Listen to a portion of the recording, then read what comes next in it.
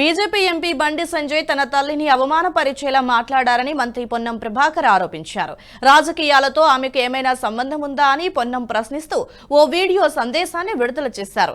ఎంపీగా తెలంగాణ హుస్నాబాద్కి ఏం చేశావని ప్రశ్నిస్తే తన తల్లి ఆత్మ క్షోభిస్తుందని మాట్లాడతారా, నా తల్లిని అవమానపరుస్తారా అని మండిపడ్డారు. మరోసారి ఇలాంటి వ్యాఖ్యలు చేస్తే ఊరుకోనని మండిపడ్డారు. ఏ తల్లి అయినా నవమాసాలు మోస్తే ఒక బిడ్డను కంటది. అటువంటి తల్లిని అవమానపరిచే విధంగా మాట్లాడను. నా తల్లి కావచ్చు, నీ తల్లి కావచ్చు, ఏ తల్లి అయినా. పైగా బతుకున్న నా తల్లిని ఆత్మ క్షోభిస్తుందని మాట్లాడుతున్నాను. నేను రాజకీయ లబ్ధి అంటున్నాను.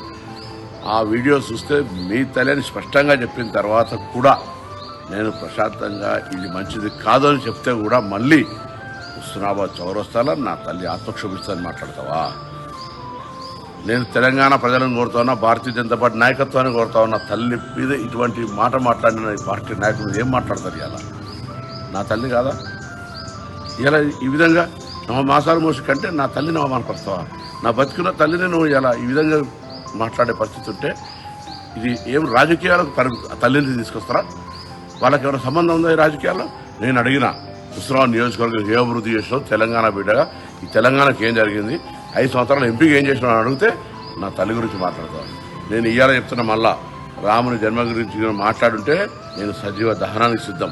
ఇలా రాముని ఆరాధిస్తున్న వ్యక్తి చెప్పి రాముని రాజకీయాలు చేస్తావు, రాముని అనవసరంగా వాడుకుంటారు.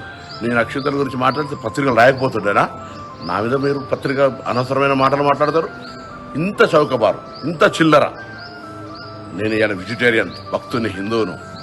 రా, పొద్దున్న లేస్తే మాంసం లేని బతుకో, మందు లేని బతుకో. నేను మందు దాగా నాన్ వెజిటేరియన్ తినా.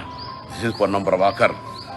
తల్లి అంటే ఇవాళ కూడా నా తల్లి నన్ను రోజు ఆశీర్వదించి ఎక్కడున్నా రోజుకు 4 సార్లు మాట్లాడుతుంది, బిడ్డ తిన్నావా అని. దట్ ఈస్ తల్లి. నువ్వే నా తల్లిని అవమానపడతావా? నా తల్లిని అవమానపడతావు బిడ్డ? చెప్తా ఇలా నన్ను అడుగుతున్నావు. నేను ఎంపీ ఓడిపోతే, ఎంపీ గెలిస్తే నువ్వు మంత్రి రాజీనామా చేస్తావు. నీకు సిగ్గుందా? ఎమ్మెల్యే 3-4 సార్లు ఓడిపోయాను, మళ్ళీ ఎంపీ రాజీనామా చేసినావా? నన్ను అడిగే ముందు నువ్వు ఎమ్మెల్యే ఎన్నిసార్లు ఓడిపోయావు కదా, ఎంపీకి రాజీనామా చేసినావా? నువ్వు ఒక్కసారి ఎంపీ గెలిచావు, నేను గెలిచినా. నీకంటే ముందు మార్కెట్ చైర్మన్ అయినా.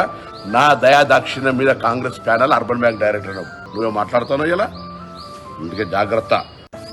ఈ వీడియో మీకు నచ్చినట్టయితే లైక్ చేయండి, 10 మందికి షేర్ చేయండి. అలాగే కామెంట్ల రూపంలో మీ అభిప్రాయాలను మాతో పంచుకోండి. Nationalist hub group of channels ను సబ్స్క్రైబ్ చేసుకుని తెలుగునాట జాతీయవాద జర్నలిజాన్ని ప్రోత్సహించండి. ఈ వీడియో కింద ఉన్న బెల్ ఐకాన్ పై క్లిక్ చేయడం మర్చిపోవద్దు.